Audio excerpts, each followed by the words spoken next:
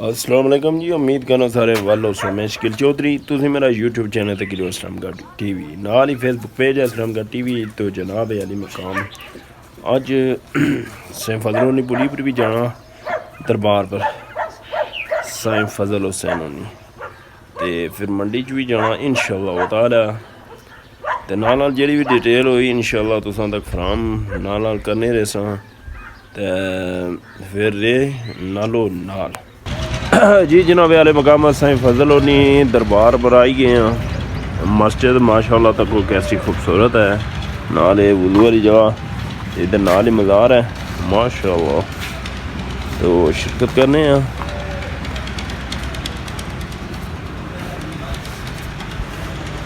जनाब आले मकाम सब भी तक सकने हो कि मज़ार पर हाज़री देने हैं, फातिहा शरीफ पढ़ी, फिर जनाब इस्लामगढ़ की साइड उसी फातिहा शरीफ पढ़ने फिर इंशाअल्लाह। जनाब अली मकाम मज़ार पर हाज़री दी है। तो कोई तावीज़ वगैरह किले मंजी ने वो किले नहीं था जेह्ड़े ज़्यादा मशीन वगैरह मज़ीद हूँ ज़्यादा मंडी च इंशाअल्लाह रे नालो नाल।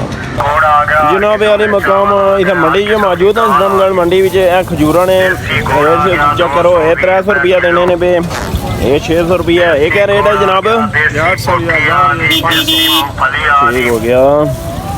लेने हैं जी। हर किस्म के चावल आ गए, देसी गुड़ आ गया, देसी मक्क का आटा आ गया, देसी गुड़ आ गया 220 रुपए किलो। 300 रुपए किलो। हर किस्म के चावल आ गया, हर किस्म का टोटा आ गया, हर किस्म के दाल आ गई। खुश कहने हो ये 600 है। हर किस्म के चावल, हर किस्म का टोटा आ गया। मजीद जनाब अली मकाम मंडी ने तक हालात बाकियात प्याज जड़े ना 1200 रुपया। आलू का रेट है जनाब?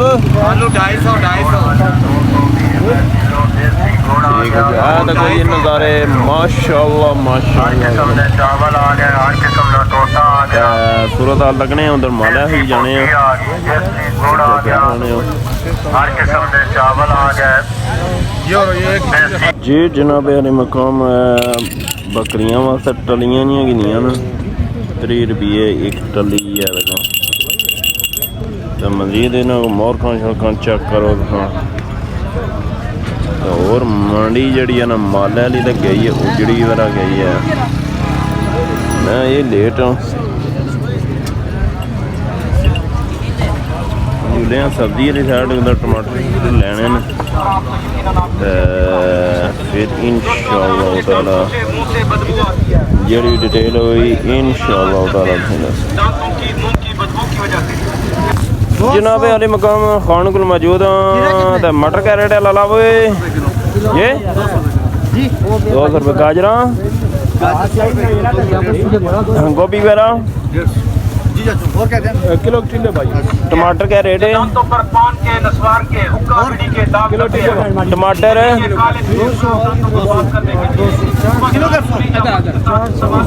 हरी मत बड़ी महंगी है।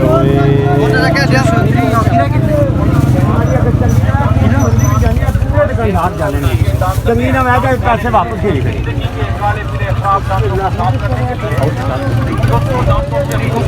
जनाब अली मकाम ऐसा चेक करी सकने हो कि बकरियां वाली खुरल चाहिए सी।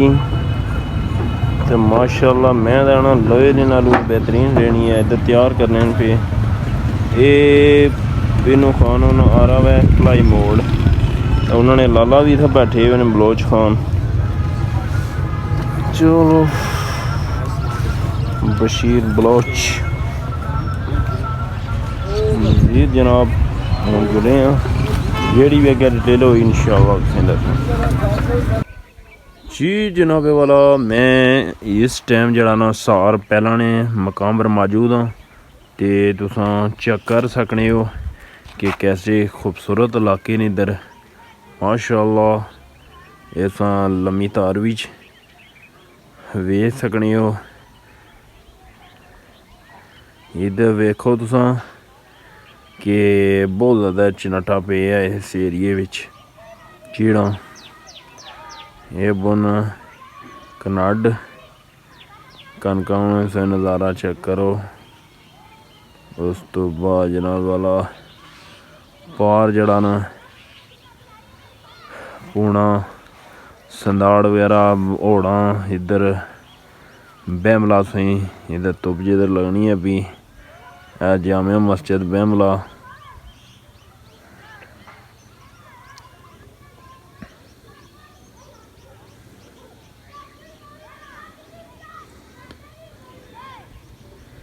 माशाअल्लाह इधर तुम चेक कर सकने हो नज़ारे जी। पंजनी वाली तार भी दिसनी है भी पंजनी दरबार इत्थे ही है इस धारे पर ही मौजूद है। मजीद इधर तुम चेक करो काला डाब बलानी वेरा सा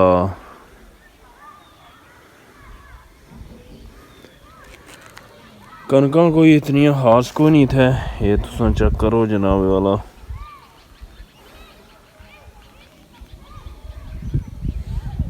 बारिश नहीं बहुत ज़्यादा शिद्दत नहीं ज़रूरत है।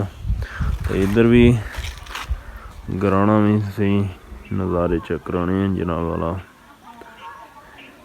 ये पर भी मोर्चे वगैरह है नहीं सितारे पर।